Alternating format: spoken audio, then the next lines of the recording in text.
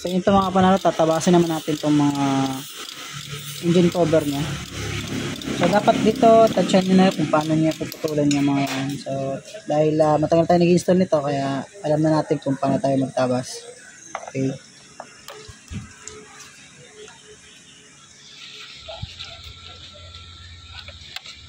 Bagay, alam na kung saan tatabasin dahil pang ilang install na rin natin to.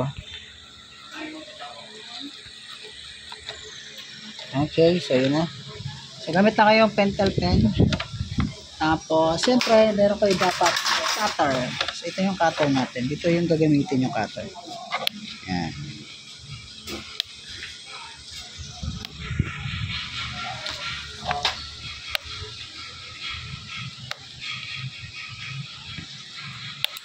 Slice cutter. So ito na yung pinaka-penali natin.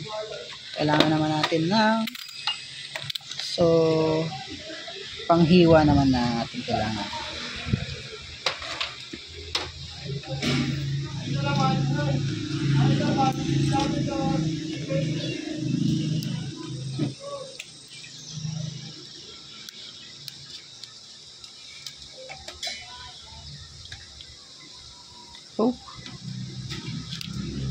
So pasada ulit. Puta na. Wala, may ruler talaga.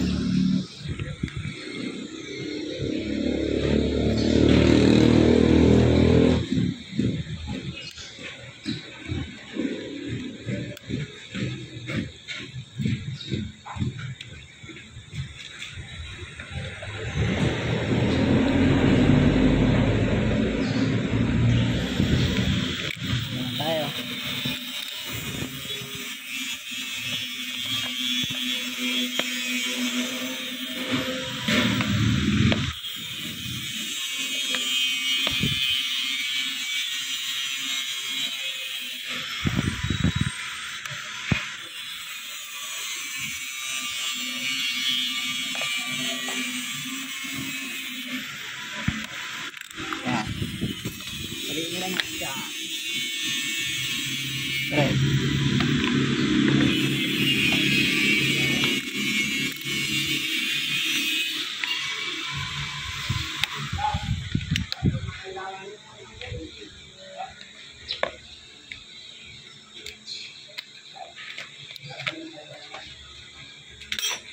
Ito tayo.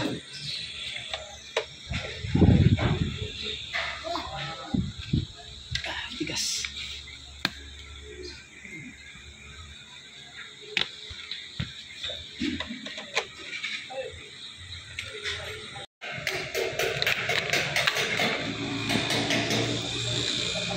So, lagyan natin ngayon itong engine cover.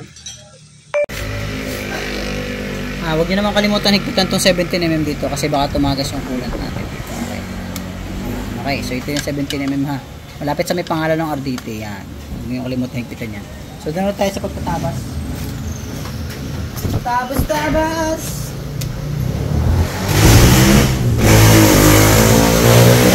So, nakikabit na natin yung engine cover. So yun fit yung ating pagkakadali ng tabas.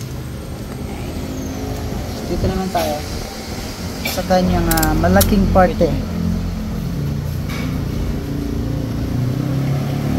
Dito naman tayo. So dito ang engine naman kailangan sobrang ganda ng tabas.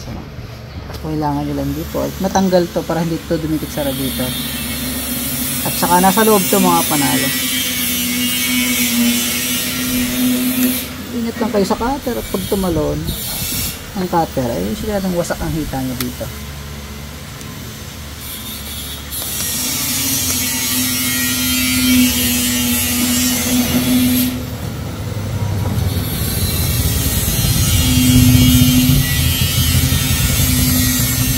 Bagay malapit naman ang granha dito, nasa tapat lang namin.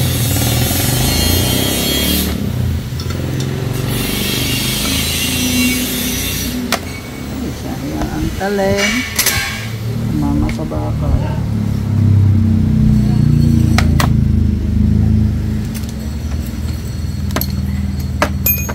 Okay.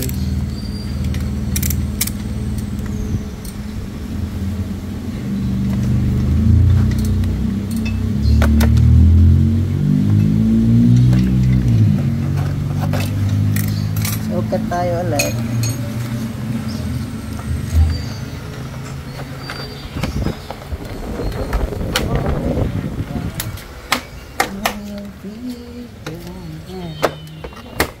So yun. Pit na pit mga panalo. Okay na to. Ganyan na to. Nilagay dito para may pasingawan ng init. Pati Jay. Okay na. Bilis. Isa. Sa tabi mo. Doon. Bagay.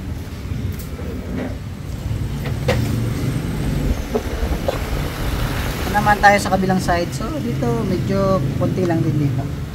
Tatabasin. Pero syempre.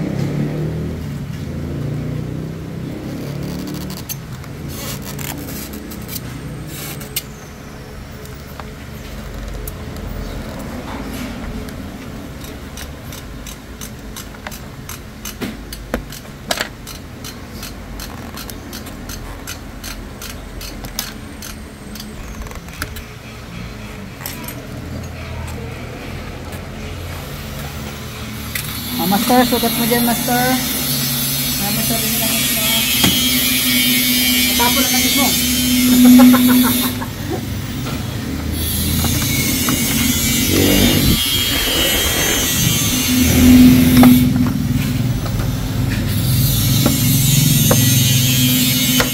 So, ayan, okay na rin to.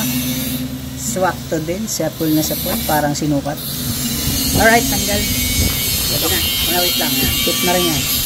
Alright, okay na. So yun na nga panalo, ganun na magtabas. So kailangan ay servo lang kayo kasi baka masugar tayo na. Baka simple lang. Kailangan nakaangat sa radiator yung mga plastic part kasi pag tagal ng panahon na gagasgas yan. Yun na, kaya natin tinatabas. So para yung mga pairings hindi nag-aangatan. Then fit na fit yung pagkakabalik natin ng pairings. So yun na mga panalo. So lahat ng gusto mong pa-install ng RDT radiator, pasya lang kayo sa ating shop. Dito lamang yan sa Morning Glory Street, Barangay 7, Puro 4, Lipa City, Batangas. Tapat lang po ng Lipa District Hospital. Bye-bye!